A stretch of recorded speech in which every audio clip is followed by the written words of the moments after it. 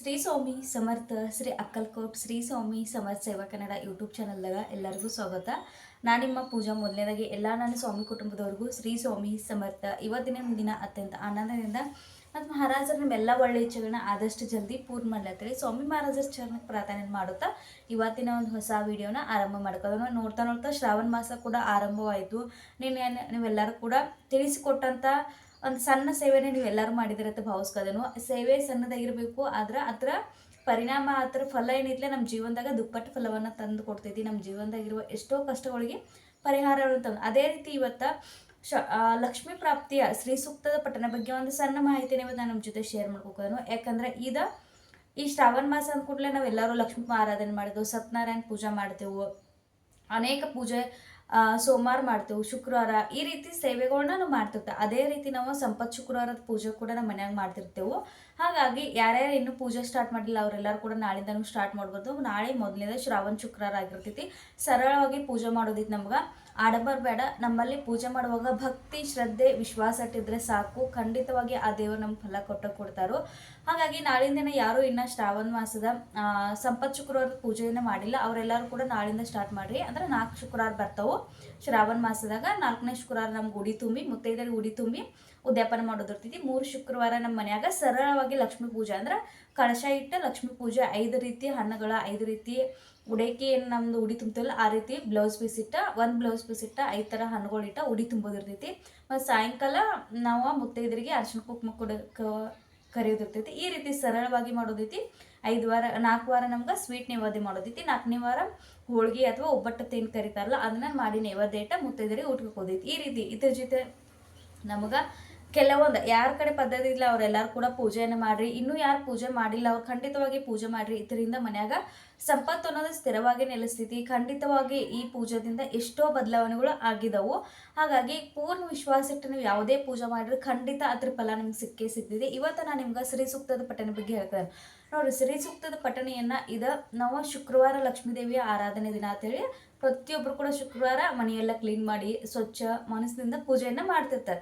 ಅದೇ ರೀತಿ ಶ್ರೀ ಸೂಕ್ತದ ಪಠಣೆಯನ್ನ ಯಾವ ದಿನ ಮಾಡಬೇಕು, ಯಾವ ರೀತಿ ಶ್ರೀ ಸೂಕ್ತದ ಪಠದಿನ ಎಷ್ಟು ಸಲ ಮಾಡ್ಬೇಕು ನೋಡ್ರಿ. ಪ್ರತಿ ಶುಕ್ರವಾರ ನಾವು ಬೆಳಗ್ಗೆ ಸಾಧ್ಯ ಆದ್ರೆ ಬ್ರಾಹ್ಮಿ ಮುಹೂರ್ತದಾಗ ಮಾಡ್ರಿ. ಬ್ರಾಹ್ಮಿ ಮುಹೂರ್ತದಾಗ ಆಗ್ದಿಲ್ಲ ಅಂದ್ರೆ ಸಾಯಂಕಾಲ ಗೋಧುಳಿ ಸಮಯ ಅಥವಾ ಏನು ಕರಿತೀವಲ್ಲ ಆ ಟೈಮ್ದಾಗ ನೀವು ದೀಪಾರಾಧನೆ ಸಾಧ್ಯವಾದ್ರೆ ತುಪ್ಪಿನ ದೀಪ ಹಚ್ಚಿ ಮಾಡ್ರಿ. ಬೆಳ್ಳಿ ದೀಪದಿಂದ್ರೆ ಅದನ್ನೂ ಹಚ್ಚಿ ಮಾಡ್ರಿ. ಇಲ್ಲ ಅಕ್ಕ ನಮ್ಮ ಕಡೆ ಯಾವುದಿಲ್ಲ, ನಾವು ಮನ್ಯಾಗ ನಾರ್ಮಲಾಗಿ ಯಾವ ಎಣ್ಣೆ ದೀಪ ಹಚ್ತೇವೆ ಅದನ್ನ ಹಚ್ಚಿ ಮಾಡ್ರಿ ಅಂದ್ರೆ ನಡಿತೈತಿ. ಅದೇ ಬೇಕತ್ತಿಲ್ಲ ಇತ್ತಂದ್ರೆ ಮಾಡ್ರತ್ತೆ ಹೇಳ್ತಾನೆ. ಯಾಕಂದ್ರೆ ಇತ್ತಂದ್ರೆ ಮಾಡೋಕ್ಕೇನು ತಪ್ಪೈತಿಲ್ಲ, ಮಾಡ್ರಿ. ತುಪ್ಪಿನ ದೀಪ ಹಚ್ಚಿರಿ. ತುಪ್ಪಿನ ದೀಪ ಹಚ್ಚಿ ನಿಮ್ಗೆ ಶ್ರೀ ಸೂಕ್ತದ ಪಠನೆ ಮಾಡೋದೈತಿ.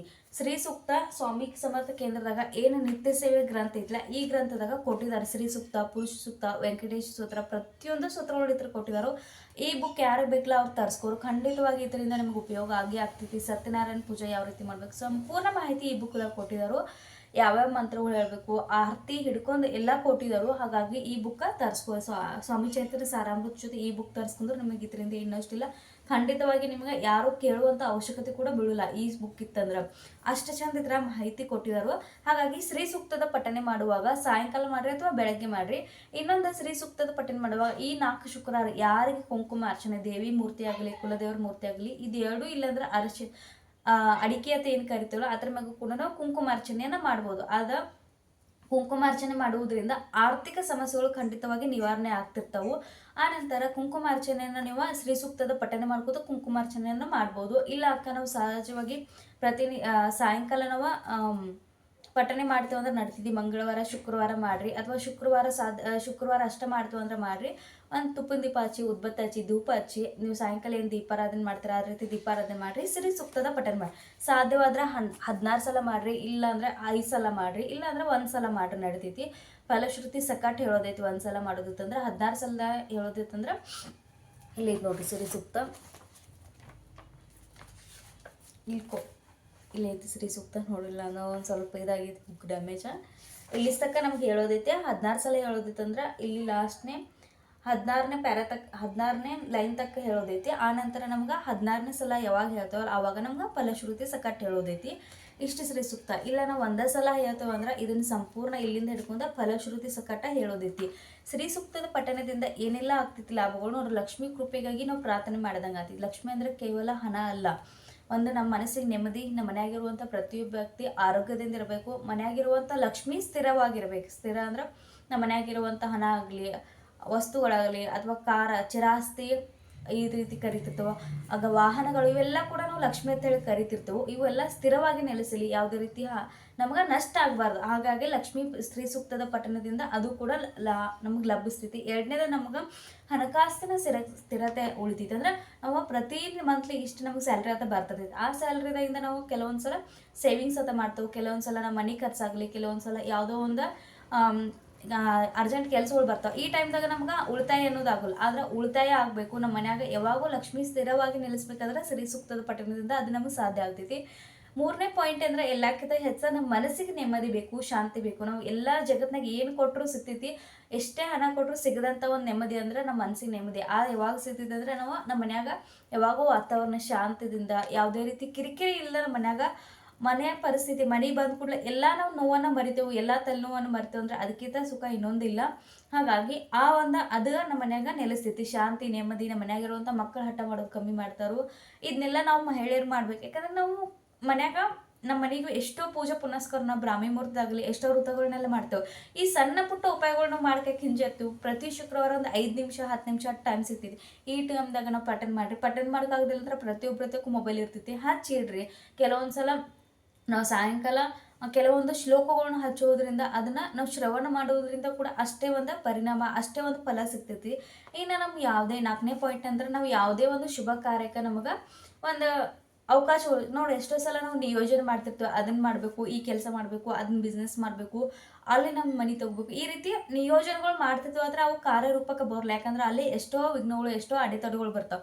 ಆ ಎಲ್ಲ ಅಡೆತಡೆಗಳು ದೂರಾಗಿ ನಮ್ಮ ಜೀವನದಾಗ ಶುಭ ಕಾರ್ಯಗಳು, ಕೆಲಸಗಳು ನಮ್ಮ ಮನ್ಯಾಗ ನಡಿಬೇಕಂದ್ರೆ ಸ್ತ್ರೀ ಸೂಕ್ತದ ಪಠನೆ ಅತ್ಯಂತ ಮಹತ್ವ ಆಗೈತಿ. ಮತ್ತು ಇದನ್ನು ನಾವು ಯಾವಾಗ ಮಾಡ್ಬೇಕಪ್ಪ ಅಂದ್ರೆ ನಾವು ಪ್ರತಿ ಶುಕ್ರವಾರ, ಈಗ ಶ್ರಾವಣತ ಅಷ್ಟೇ ಅಲ್ಲ, ಪ್ರತಿ ಶುಕ್ರವಾರ ನೀವು ಇದನ್ನು ಕಂಟಿನ್ಯೂ ಮಾಡ್ಕೊತ ಹೋಗ್ಬೋದು. ಆನಂತರ ಹುಣ್ಣಿಮೆಗೆ ಮಾಡ್ಬೋದು, ದೀಪಾವಳಿ ಅನೇಕ ಪೂಜೆಗಳು ನಾವು ಮಾಡ್ತೇವೆ. ದೀಪಾವಳಿ ಲಕ್ಷ್ಮೀ ಪೂಜೆ ಮಾಡ್ತೇವೆ, ಸಂಪತ್ ಶುಕ್ರವಾರ ಮಾಡ್ತೇವೆ, ಮಾರ್ಗಶಿರ ಲಕ್ಷ್ಮೀ ಪೂಜೆ ಮಾಡ್ತೇವೆ ಡಿಸೆಂಬರ್ದಾಗ. ಆನಂತರ ಆಷಾಢ ಲಕ್ಷ್ಮೀ ಪೂಜೆ, ಎಷ್ಟೋ ಪೂಜೆಗಳನ್ನ ಮಾಡ್ತೇವೆ. ಆ ಟೈಮ್ದಾಗ ನಾವು ಶ್ರೀ ಸೂಕ್ತದ ಪಠನೆ ಕೂಡ ಮಾಡ್ಬೋದು. ಇದರಿಂದ ಲಕ್ಷ್ಮೀ ಮಾತೆ ನಮ್ಮ ಮೇಲೆ ಅನುಗ್ರಹ ಮಾಡ್ತಾಳು. ಲಕ್ಷ್ಮೀ ಚಂಚಲ ಇರ್ತಾಳೆ. ನಾವು ಎಲ್ಲಿ ಸೇವೆ ಆಗ್ತಿತ್ತಲ್ಲ ಖಂಡಿತವಾಗಿ ಅಲ್ಲಿ ನೆಲೆಸ್ತಾಳು. ನೀವು ಖಂಡಿತ ಇದನ್ನು ಸೇವೆ ಮಾಡಿ ನೋಡ್ರಿ, ನಿಮ್ಗೆ ಪ್ರಚಿತಿ ಬರ್ತೈತಿ, ಅನುಭವ ಬರ್ತಾವೆ, ಯಾವ ರೀತಿ ಚೇಂಜಸ್ ಆಕತೈತಿ. ಅದು ಮನ್ಯಾಗ ಧನಧಾನ್ಯದಾಗ ಅಭಿವೃದ್ಧಿ ಆಗ್ತೈತಿ. ಅಂದ್ರೆ ಮನ್ಯಾಗ ನಾವು ಮಂತ್ಲಿ ಇಷ್ಟ ಏನು ಸಂತೆ ಅಂದ್ರೆ ಗ್ರೋಸರೀಸ್ ತಂದು ಹಾಕ್ತೇವೆ. ಧನಧಾನ್ಯಗಳು, ಕಾಳಾಗಲಿ, ಕಡಿ ಆಗಲಿ, ಜೋಳ, ಗೋಧಿ, ಈ ರೀತಿ ನಾವು ತೊಗೊಂಡಿರ್ತೇವೆ. ಅದ್ರಾಗ ಮಂತ್ಲಿ ಅನ್ನೋದಕ್ಕೆ ನಾವು ನೆಕ್ಸ್ಟ್ ಮಾಡೋದ್ರೊಳಗೆ ಎಲ್ಲ ಖಾಲಿ ಆಗ್ತೈತೆ.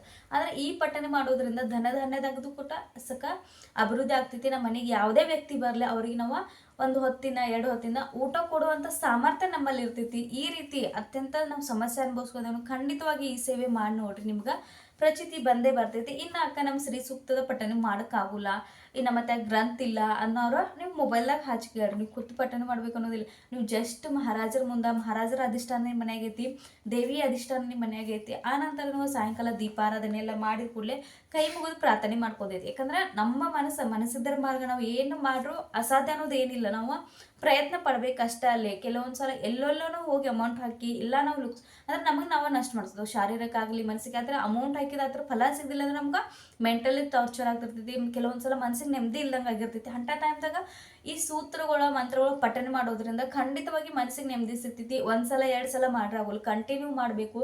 ಆವಾಗ ನಮ್ಗೆ ಅದ್ರಾಗ ಹೋಗುವಂಥ ಬದಲಾವಣೆಗಳು ಕಂಡು ಬರ್ತಾವೆ. ಆ ನಂತರ ನಮ್ಗಿನ್ನ ಶ್ರೀ ಸೂಕ್ತ ಅನಕಾಗುಲಕ ಮೊಬೈಲ್ದಾಗ ಹಚ್ಚಿಡ್ರಿ ಅಂತ ಹೇಳಿದೆನು. ಇನ್ನು ಇದ್ರ ಜೊತೆಗೆ ನಿಮ್ಗೆ ಈ ಶ್ರೀ ಸೂಕ್ತದ ಪಠಣೆನ ಮಾಡೋಕ್ಕಾಗಲ್ಲ ಅನ್ನೋರ ಈ ಸರಳ ಸೇವೆ ಮಾಡ್ರಿ. ವಿಷ್ಣು ಗಾಯತ್ರಿ ಮಂತ್ರ ಅನ್ರಿ, ಲಕ್ಷ್ಮೀ ಗಾಯತ್ರಿ ಮಂತ್ರ ಅನ್ರಿ, ವೆಂಕಟೇಶ ಸ್ತೋತ್ರನ ಖಂಡಿತವಾಗಿ ಹೇಳ್ತಾನೆ. ವೆಂಕಟೇಶ ಸ್ತೋತ್ರದ ಪಠನೆ ಮಾಡ್ರಿ. ಪ್ರತಿಯೊಬ್ಬರು ಯಾರ್ಯಾರು ನೋಡ್ಕೋದ್ರಲ್ಲ, ಪ್ರತಿನಿತ್ಯ ಈ ಶ್ರಾವಣದಾಗ ಅಷ್ಟೇ ಅಲ್ಲ, ಪ್ರತಿನಿತ್ಯ ವೆಂಕಟೇಶ ಸ್ತೋತ್ರದ ಪಠನೆ ಮಾಡ್ರಿ. ಖಂಡಿತ ಆರ್ಥಿಕ ಸಮಸ್ಯೆಗಳ ಬಗ್ಗೆ ಹರಿದವು.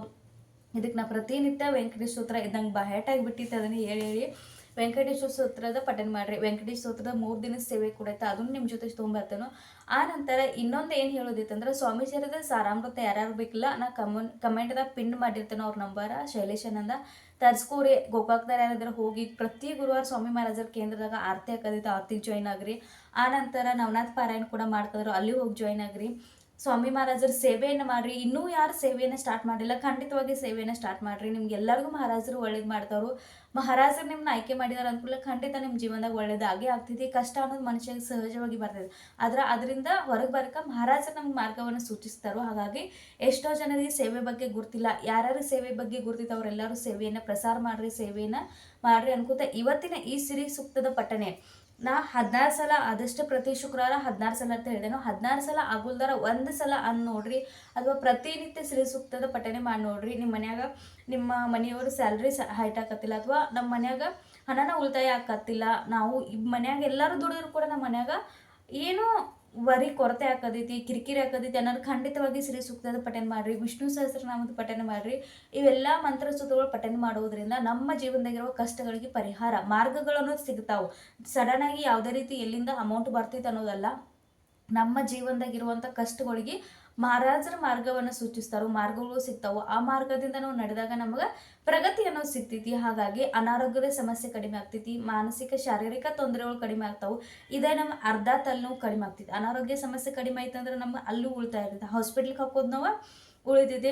ಮಾನಸಿಕ ಶಾರೀರಿಕ ತೊಂದರೆ ಐತೆ ಅಂದ್ರೆ ನಾವು ಮನ್ಯಾಗ ನೆಮ್ಮದಿಯಿಂದ ಇರ್ತೇವೆ, ಖುಷಿಯಿಂದ ಇರ್ತೇವೆ. ಎಷ್ಟೇ ಇದ್ರೂ ಕೂಡ ಅದು ನಮ್ಗೆ ಸ್ವಲ್ಪ ಇದ್ರೂ ಕೂಡ ಅದು ನಮ್ಗೆ ಖುಷಿ ತಂದು ಕೊಡ್ತೈತಿ. ನೋಡ್ರಿ, ಮನಸ್ಸಿಗೆ ನೆಮ್ಮದಿ ಮತ್ತು ಖುಷಿ ಅನ್ನೋದಿಲ್ಲ. ಈ ಥರ ಎಷ್ಟೇ ಅರಮನೆ, ಎಷ್ಟೇ ದೊಡ್ಡದ ಆಸ್ತಿ ಹಣ ಎಷ್ಟೇ ಇದ್ರೂ ಕೂಡ ಅದ್ರ ಏನೂ ಯೂಸ್ ಇರಲ್ಲ. ನಮ್ಗೆ ಬೇಕಾಗಿರೋದು ಮೇನಾಗಿ ನೆಮ್ಮದಿ ಬೇಕಾಗಿರ್ತೈತಿ. ನಮ್ಮ ಮನೆಯಾಗಿರುವಂಥ ನಮ್ಮ ಕುಟುಂಬದಾಗಿರೋ ಪ್ರತಿಯೊಬ್ಬರು ಖುಷಿಯಿಂದ ಇರಬೇಕಾಗಿರ್ತೈತಿ, ಸೇವೆಯನ್ನು ಮಾಡಬೇಕಾಗಿರ್ತೈತಿ. ಹಾಗಾಗಿ ಸೇವೆನ ನೀವು ಯಾರೂ ಇನ್ನೂ ಸೇವೆ ಸ್ಟಾರ್ಟ್ ಮಾಡಿಲ್ಲ, ಸೇವೆಯನ್ನು ಮಾಡಿ ನೋಡ್ರಿ. ನಿಮ್ಮ ಕುಟುಂಬದಾಗ ಆಗುವಂಥ ಬದಲಾವಣೆ ನೀವೇ ನಾನು ಕಮೆಂಟ್ ಮಾಡಿ ಹೇಳ್ತೀರಿ. ನಾ ಎಲ್ಲರಿಗೂ ಹೇಳೋದಿಷ್ಟೇ, ಸ್ವಾಮಿ ಸೇವೆನ ಮಾಡಿರಿ. ಖಂಡಿತ ಅದರಿಂದ ನಿಮ್ಮ ಜೀವನದಾಗ ಒಳ್ಳೇದಾಗೇ ಆಗ್ತೈತಿ, ಮಹಾರಾಜರ ಕೃಪೆ ಆಗೇ ಆಗ್ತೈತಿ. ಸೇವೆಯನ್ನು ಕಂಟಿನ್ಯೂ ಮಾಡ್ತಾ ಹೋಗಿ, ಸೇವೆದಾಗ ಖಂಡನೆ ಮಾಡಬೇಡ್ರಿ. ಈ ಶ್ರಾವಣ ಮುಗಿದ ಅನುಕೂಲ ಸೇವೆ ಬಿಡಬೇಡ್ರಿ, ಕಂಟಿನ್ಯೂ ಸೇವೆಯನ್ನು ಮಾಡಿರಿ. ಇವತ್ತಿನ ಈ ಸಣ್ಣ ಮಾಹಿತಿ ನಿಮ್ಗೆ ಇಷ್ಟ ಆಗಿರೋ ಹೆಚ್ಚಿನ ಪ್ರಮಾಣದಾಗ ಶೇರ್ ಮಾಡಿರಿ. ಯಾರ್ಯಾರಿಗೆ ಅನುಭವವನ್ನು ಶೇರ್ ಮಾಡ್ಕೋದಿಲ್ಲ ನನಗೆ ಕಮೆಂಟ್ ಮಾಡಿರಿ, ಖಂಡಿತ ನಿಮ್ಮನ್ನು ಕಾಂಟ್ಯಾಕ್ಟ್ ಮಾಡ್ತಾನೆ. ಹೆಚ್ಚಿನ ಜನದಾಗ ಸ್ವಾಮಿ ಸೇವೆಯನ್ನು ಪ್ರಸಾರ ಮಾಡೋಣ. ಇವತ್ತಿನ ಈ ವಿಡಿಯೋ ಇಲ್ಲಿಗೆ ಎಂಡ್ ಮಾಡ್ಕೊತಾನು. ಶ್ರೀ ಸ್ವಾಮಿ ಸಮರ್ಥ.